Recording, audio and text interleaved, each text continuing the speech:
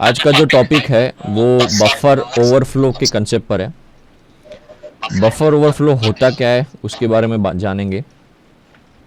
अगर मैं general terms में बोलूं तो एक वेटिंग लिस्ट होती है।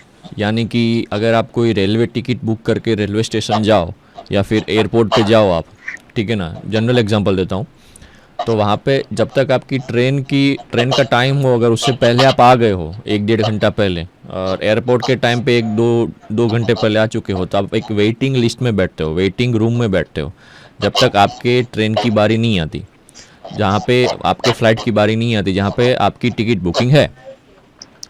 ठीक है, तो वेटिंग रूम जो है, अगर हम उसी कंसेप्ट को, अगर हम ये आईटी फील्ड में या कंप्यूटर फील्ड में जाना अगर कंसेप्ट में लाएं तो उसको बोलते हैं बफर। कि जहाँ पे इनपुट जो है, यूज़र इनपुट जब देता है, ठीक है,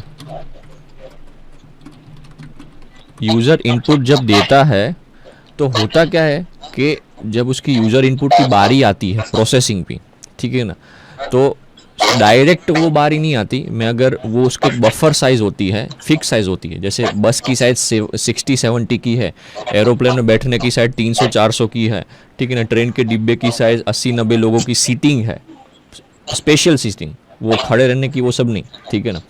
तो वैसे ही यूज़र इनपुट की एक बफर वेटिंग एरिया में भी साइज़ होती है कि वहाँ पे इतनी सीट अलोकेट हो सकती है, 30 की सीट, 40 की सीट, 50 लोगों की सीट अलोकेट हो सकती है।